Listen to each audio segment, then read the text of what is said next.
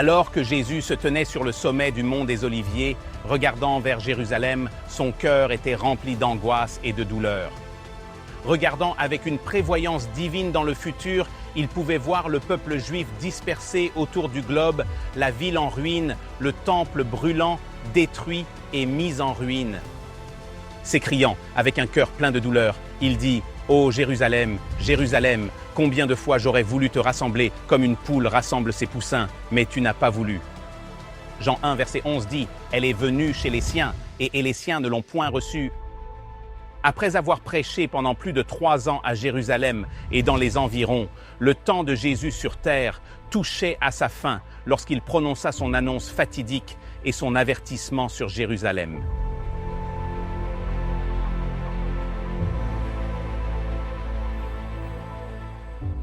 Le temple que Jésus regardait alors qu'il se tenait sur le mont des Oliviers était la deuxième structure permanente à cet endroit. Lorsque les Israélites quittèrent l'Égypte, ils avaient une tente temporaire avec eux. Après leur arrivée en Israël, elle resta là à Silo et fut utilisée pendant 300 ans. Le premier temple fut achevé sous le règne du roi Salomon en 957 avant Jésus-Christ. Ce temple a été détruit par les Babyloniens en 587 avant JC et de nombreux vaisseaux ont été transportés de Jérusalem à Babylone.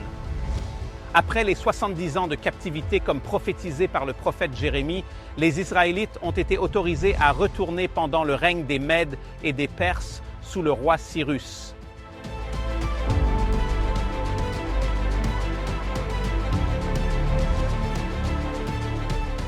Ce temple a commencé à être reconstruit en 538 ou 537 avant JC, après le décret de Cyrus ordonnant aux Juifs de retourner à Jérusalem. Puis ils ont rencontré une opposition locale, retardant le projet jusqu'en 515 avant JC. Ce temple a existé pendant plus de 500 ans et c'est celui que Jésus a visité, où il a parlé lorsqu'il était enfant, a exercé son ministère en tant qu'adulte et a pleuré avant d'être crucifié. Parfois appelé le temple de Zorobabel parce qu'il était celui qui a commencé la reconstruction, il a été plus tard rénové et agrandi à l'époque d'Hérode.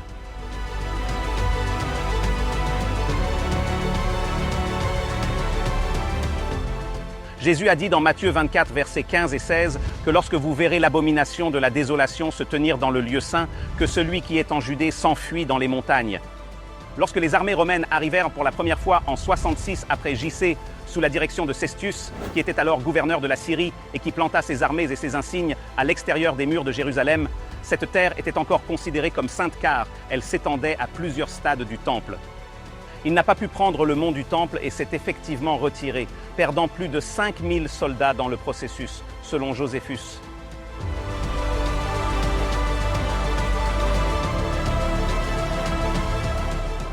Alors que les armées se retiraient, c'était un signe pour le peuple de Dieu de fuir la ville et ceux qui ont écouté Jésus dans Matthieu 24 l'ont fait. Ils ont eu une petite fenêtre de temps pendant que les Romains combattaient les Juifs et ils se sont enfuis vers la ville de Pella, située dans l'actuelle Jordanie, de l'autre côté du fleuve Jourdain. Tous ceux qui observaient les signes ont échappé à la destruction ultérieure. Cette apparente victoire sur Cestius a encouragé les Juifs avec une obstination qui, 4 ans plus tard, en 70 après JC, sous la direction de Titus, les armées romaines sont revenues.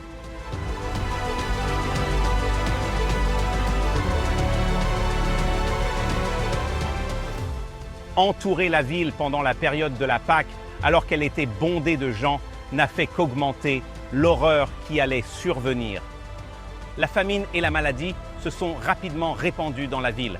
L'amour naturel des enfants pour les parents et les grands-parents a disparu parce que tout le monde luttait pour sa propre survie. Ceux qui tentaient de s'échapper de la ville ont été capturés, crucifiés hors des murs jusqu'à ce que les vallées soient remplies de croix, comme avertissement à ceux à l'intérieur de ne pas essayer de s'échapper. Finalement, la ville fut prise d'assaut et même si Titus avait dit à ses soldats de ne pas détruire le temple et avait personnellement tenté de l'arrêter même lorsque le feu avait commencé, la prophétie de Jésus disait qu'il ne resterait pas pierre sur pierre et cela s'est réalisé.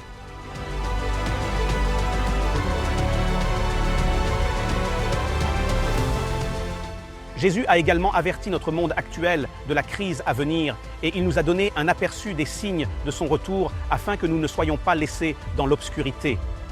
Il ne veut que personne se perde et a précisément décrit ce qui se passera avant son retour pour que nous connaissions exactement les signes de son retour. Nous pouvons être rassurés que tout comme aucun vrai croyant n'a été tué lors de la destruction de Jérusalem, de même aujourd'hui, ceux d'entre nous qui observent les signes ne seront pas détruits, mais Jésus nous protégera dans les derniers jours de l'histoire de cette terre.